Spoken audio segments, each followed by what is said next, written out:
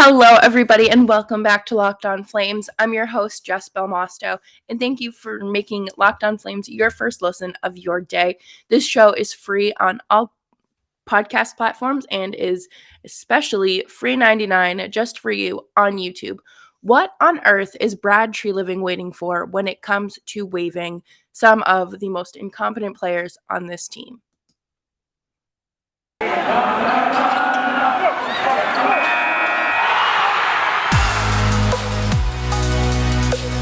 You're Locked On Flames, your daily podcast on the Calgary Flames.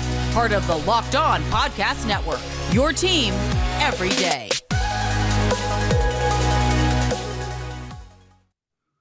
Hello, everyone. I'm your host, Jess Belmosto, and thank you so much for tuning in today. For those of you who are new here, hi. I've been covering the NHL for about 6 years now, which is terrifying. And thank you again for tuning in. Brad Treliving's waiver wire silence is driving me insane, along with many other Flames fans. And every single day I sit there at noon waiting for Elliot Friedman to tweet out that someone from the Flames has been placed on waivers. And it's not, it's Boston, Team Out West, never Calgary.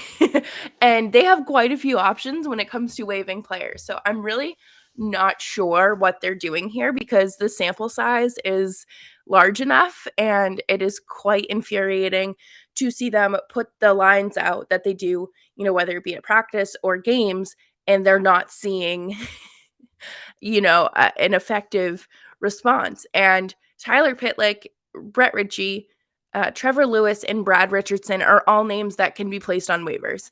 I mean, technically anybody can be placed on waivers unless you're in your entry-level contract, but you know what I'm saying here.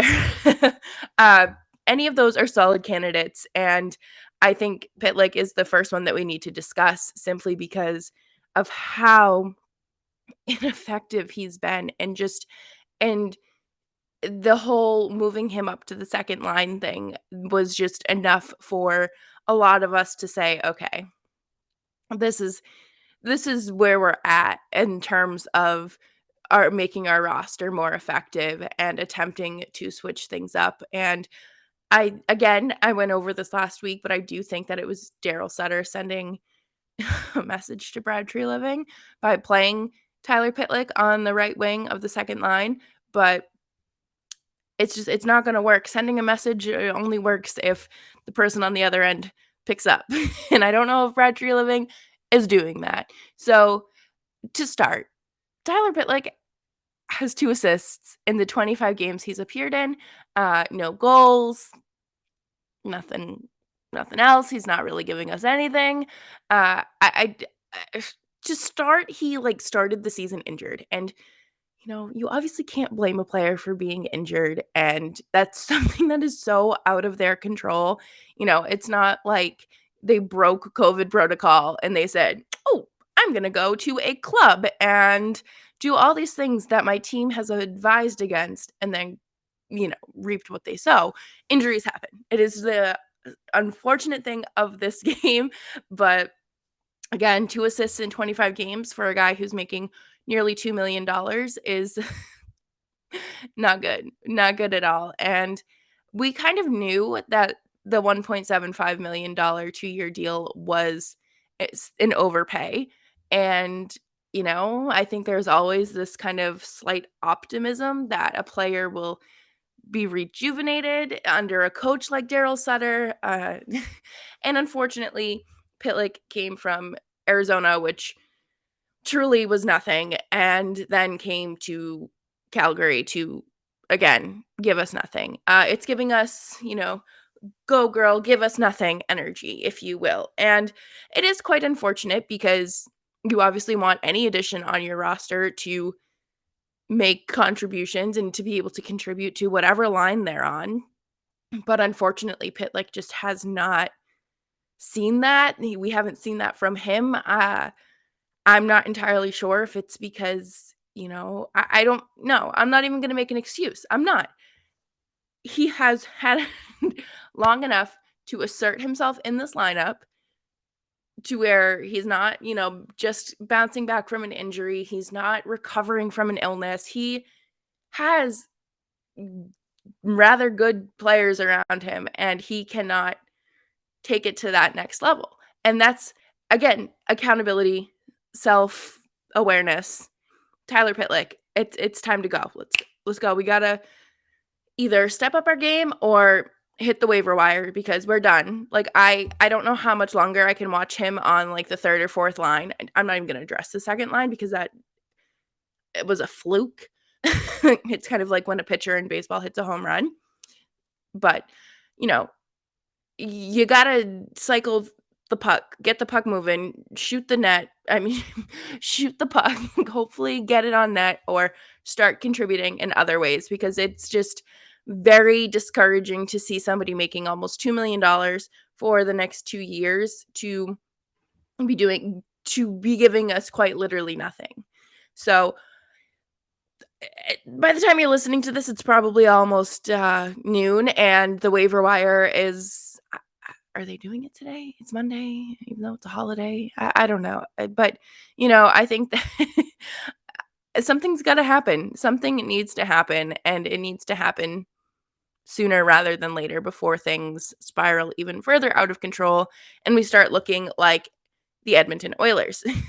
Coming up next, we are going to talk about other players who are susceptible to waivers and why I think it's time for Sutter to kind of let go of the past here. But first, let's talk about Built Bar. Maybe that's what Tyler Pitlick needs to get his day going, to get his energy going. Built Bars are a delicious tasting protein bar that will get you through your day and whatever tasks you need to power through. They are great fuel for your system, and I am someone who likes to have them when I'm on campus and I don't feel like paying $11 for a chicken sandwich, but I'm still hungry and need to get through my next classes. And Built Bar is healthy. It tastes like a candy bar.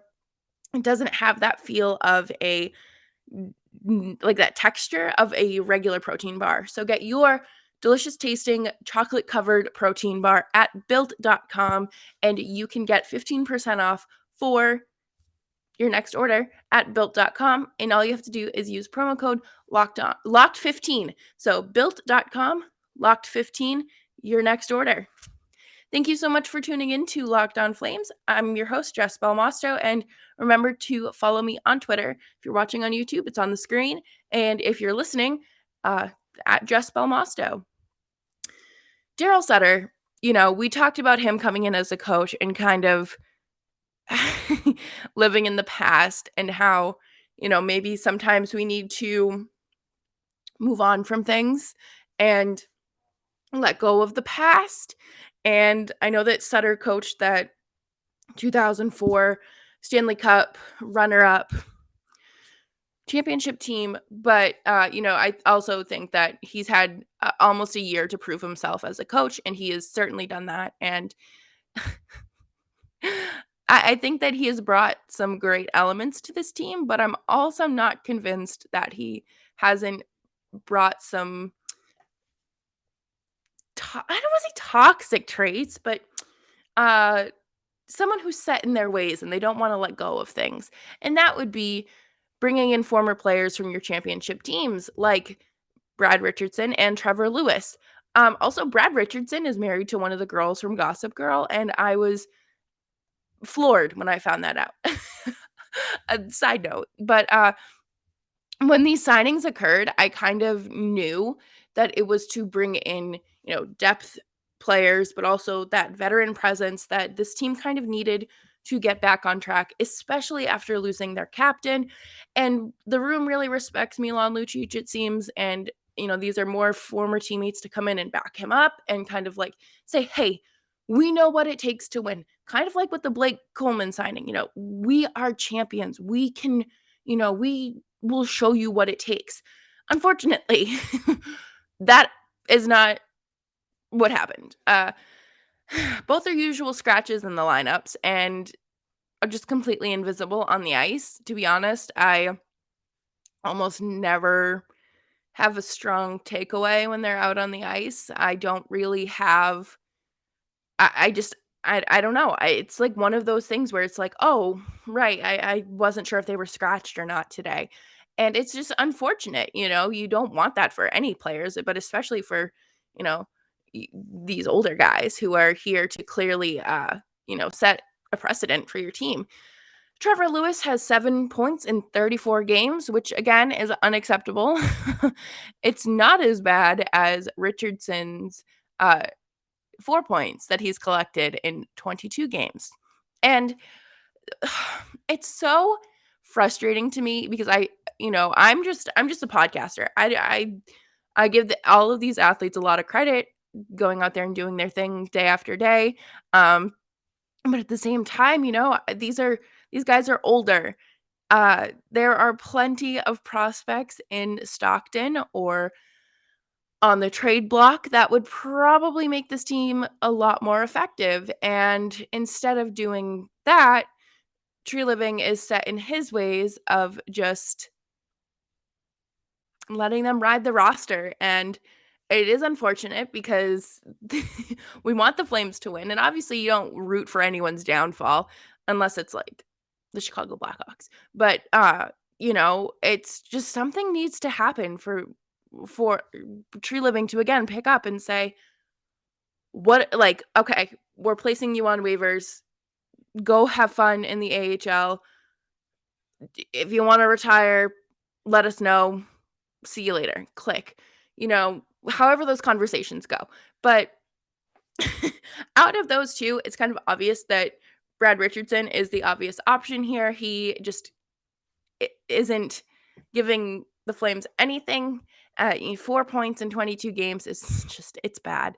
It's bad, especially when, again, you have good players around you. When you have, Sean Monahan is centering that line, and he usually looks pretty good. Like, he's not the second line Sean Monahan that we used to see, but at the same time, he's still productive enough to be on this team. And then there's only so many excuses that you can make for these guys. And I think we've just kind of reached a point where, there's no more excuses. We're approaching the All-Star break. I know they had a wacky month of December and start to January, but enough is enough. It's time. And we're going to talk oh, my favorite, Brett Richie. So for those of you who don't know, Brett Richie has kind of always been an in-between player. He has bounced between, the NHL, the AHL. Boston placed him on waivers, played in the AHL, and then signed a PTO with Calgary, and then signed an official contract with Calgary. Uh, he started the season with an injury, and again, can't fault him for that. Things happen. Like, I can't sit here and say, "Oh, Brett Richie, you should have had a stronger start to the season." No, like, he's hurt. It's not fair. Not fair to critique someone over something they can't control. And then he made his way back from injury and found himself in protocol. So he just has not been given a chance. But 13 games and he's accumulated exactly 0 points. Something's got to give. I don't think that there are enough excuses in a book to keep defending these players and, defending Brad Treliving's decision to not, you know, waive anything, to not take the next step, because there's plenty of reasons. And, the players are showing him everything he needs to do. It's just a matter of Brad Treliving taking that next step. And maybe Sutter needs to just say, "Hey, are you watching the games? Like, are you not seeing the stats? Like, what are you looking at? Because what makes you think that this is going to be an effective team?" And I get it. Every team falls into ruts, but not like this. Oh boy. So coming up next, we will talk about the Flames schedule and just how hopeful I am for tomorrow's matchup against the Panthers, which you can probably go place a bet on BetOnline AG because the Florida Panthers have been on, I believe it's like an 4-game win streak, and they just beat the Columbus Blue Jackets 9-2. So you can always make bets on their strong offense, and you can do that at BetOnline AG. All you have to do is sign up for that free account, make your first deposit, and of course, use promo code Locked On for that 50% welcome bonus. And it's very easy to do. It's an easy to navigate website. They have bets updated throughout the day. They have football, basketball, hockey, wrestling, down to your favorite Vegas casino games. So it really doesn't get much better than BetOnline AG. And again, all you have to do is get that 50% welcome bonus with a first deposit and signing up for your free account with promo code Locked On. Locked On Flames continues. Thanks for tuning into today's show. Make sure that you are subscribed wherever you listen to your favorite podcasts. It is absolutely free. And who doesn't love free? The Flames schedule is so spread out that they have absolutely nothing to build off of. They can't.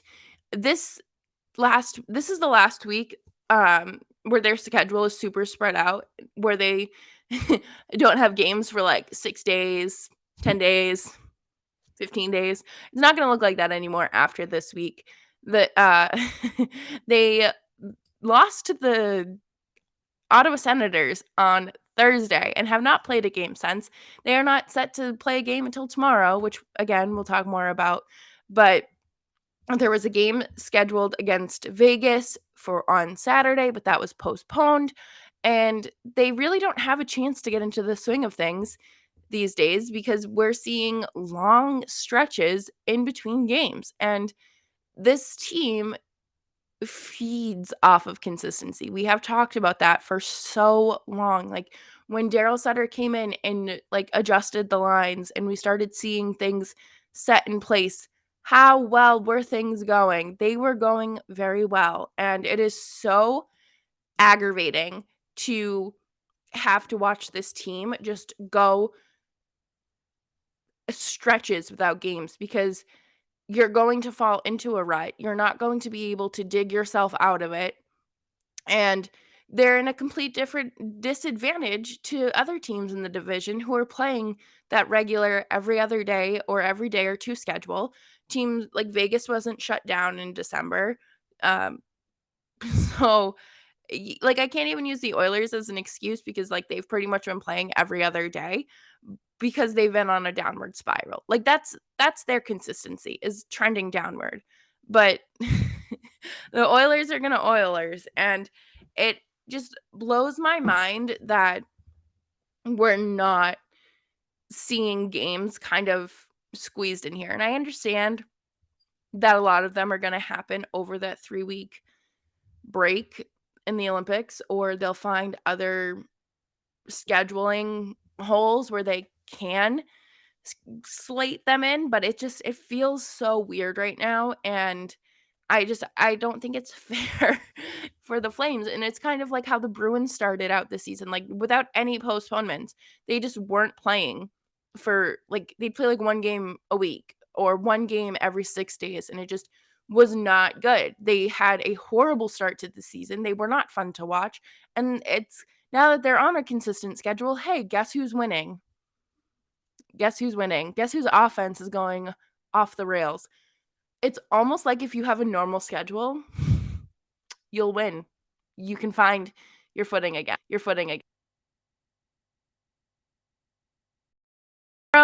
And which we'll have a full pregame rundown.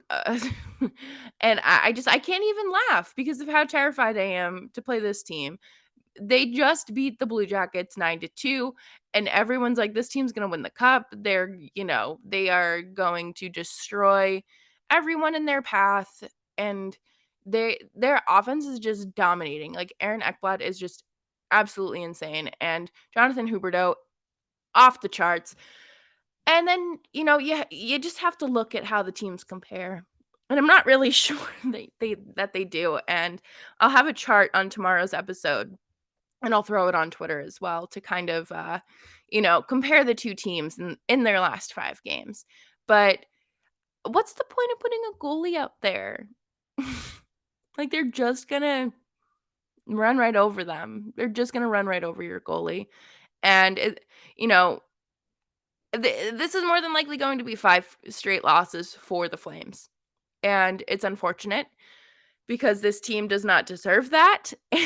And that's gonna be a first of the season. And then they don't play again until Saturday. So they're off. And then I believe they play Edmonton. I believe. I could be very wrong, but I'm almost positive they play Edmonton, and it's just like that'll be a fun competitive game, but like I, it's just not going to feel the same. And then the following week they do go back to their normal schedule, but it's frustrating to watch and to kind of like entertain the idea of watching these games when the team is just completely spiraling out of control. And like, it's not even just because of the goaltending. The defense is struggling, and it's just like they don't pass the eye test. And when all of your team is on the same page, it clicks. This team is not on the same page right now. I still think they're in the same book on the same chapter, but I don't know if the one's at the beginning and one's at the end. But I think that they need that consistency. They need to find their footing again, and hopefully, Battle of Alberta this weekend will set them straight. So, fingers crossed, because they need it. And I have some exciting news to share. Hopefully tomorrow or Wednesday's episode. Still waiting on final word, but thank you so much for tuning into Locked On Flames. Make sure that you are subscribed on whatever platform you get your podcasts. Hit that notification bell on YouTube once you're subscribed. Follow me on Twitter at Jess Belmosto. And thank you so much for making Locked On Flames your first listen of the day.